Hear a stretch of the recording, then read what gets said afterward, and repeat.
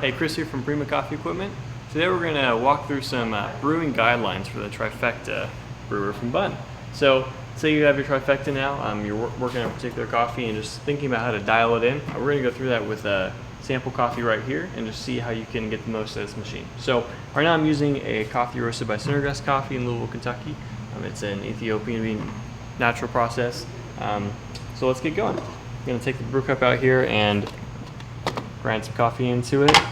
The brewing ratio I'm working with right now is just about 1 to 15. I'm going to do 20 grams coffee in, 300 milliliters of water.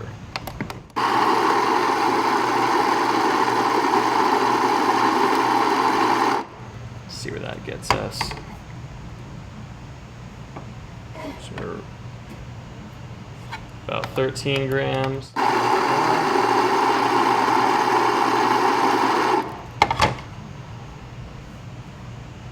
Just over 20 there, so take a pinch out. We'll go with that right around 20 grams. Gonna level that out and then slide it right in here and lock that up. Have my cup underneath so I'm ready to go. Now when I'm on the particular menu setting for the coffee I'm looking at, which is this Arty, I'm gonna press this button to select. That's gonna push me forward into the menu. Volume, we're gonna do 300 milliliters, like I said already. Push on the pre-wet. Pre-wet is actually a cold water cycle that's mostly used for tea, so we can keep it at 0 and ignore it. For the pre-infusion, now this refers to the percentage of water I'm using for pre-infusion relative to the total amount of water I'm using for brewing. For this particular coffee, I'm going to do a little bit more pre-infusion, or a little higher percentage of pre-infusion if it's a more dense coffee, like this one particular is. It's a light roast, high density, so we're going to stick with 18. Usually a recommended range is somewhere between 15 and 22, kind of middle or higher on that end of the spectrum if you're working with a coffee like this one that's pretty dense.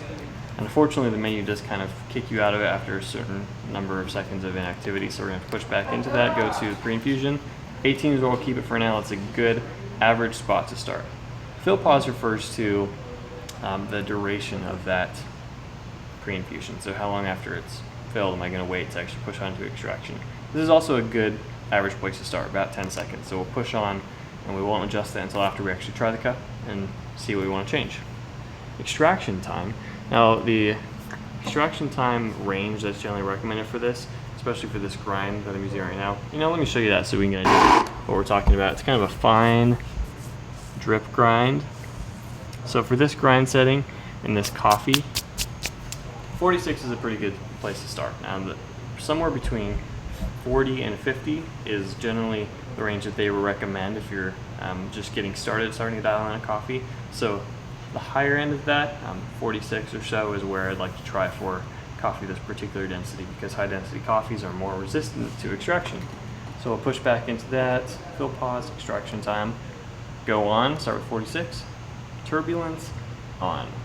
Now, turbulence cycles are the most unique and the most complicated and even confusing part of this machine. Turbulence on, turbulence off, and extraction time all work together. Basically, while you're brewing, the Trifecta is going to have 2 to 3 brewing cycles.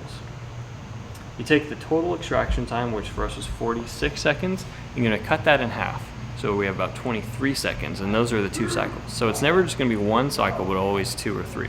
So if we're going with 2 cycles, take your extraction time, 46, cut it in half, we have 23. With each of those cycles, you're going to decide turbulence on and turbulence off. Now whatever you choose for the first cycle is what's going to be repeated for the second. It's a little complicated. So 46 cut in half is 23 for cycle 1. I'm going to take 23 and I need my turbulence on and turbulence off to add up to 23. So if we push back into this, you can see that I am at turbulence on 10 seconds, turbulence off 13 seconds. That adds up to 23, which is half of our total extraction time. And then that's going to repeat for cycle 2. So when choosing how long you're going to do this, know that you need it to equal half of your total extraction time.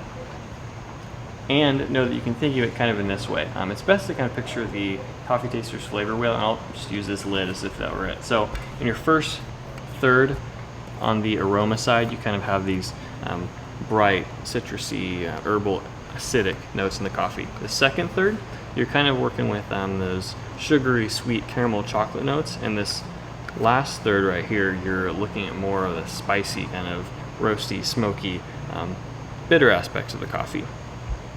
Now, if you want to highlight in your particular coffee this first third, what you want to do is an early and a short turbulence on, and then a long turbulence off.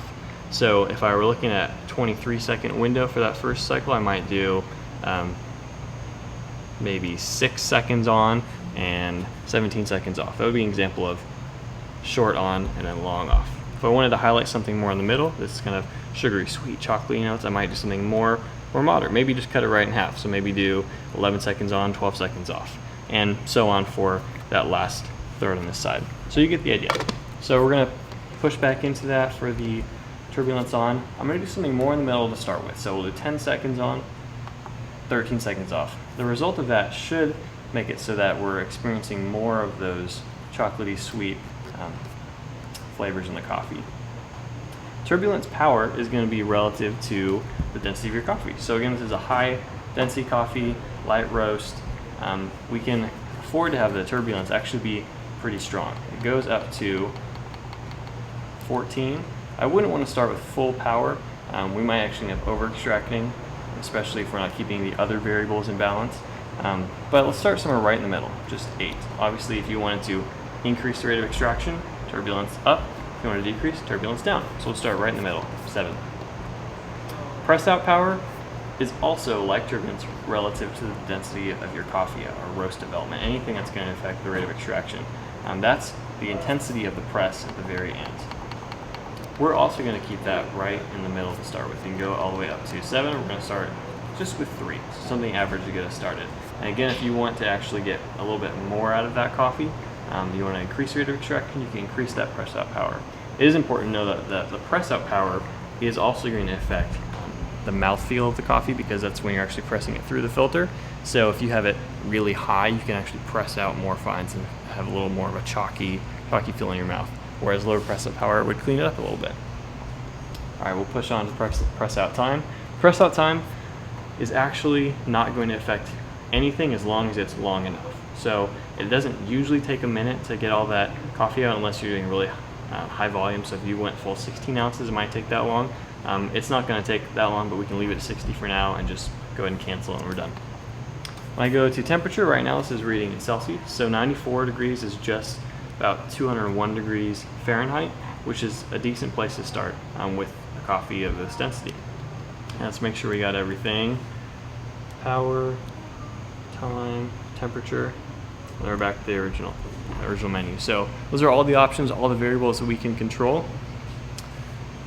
Got some coffee ground in there, and just one more comment about the grind of this. When you're choosing a grind for your coffee, obviously you want to keep it in balance with the other variables to make sure you're not over extracting or under extracting.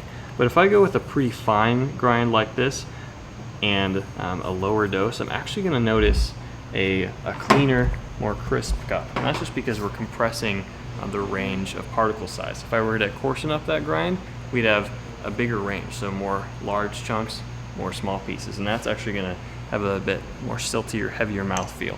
So I chose this grind setting because I kind of like that mouthfeel. It's a little more crisp, more clean, and it should be in balance, hopefully, with the other variables that I was choosing throughout that. So now we just press the brew button, and it's going to get started and show us everything that we just programmed in. Flow counter is going up. It just showed that we put 300 milliliters in there. Now it's pausing, counting down from 10, which was our fill pause time. And now it's going to begin extraction.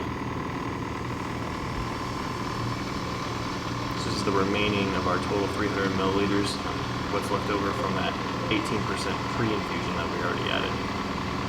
That's all of it, and now we're going to begin a turbulence cycle. So this is first turbulence cycle. We had this at pretty average power setting, and this we ran for 10 seconds. So I just ran turbulence cycle 1 for 10 seconds. Now it's going to be off for 13.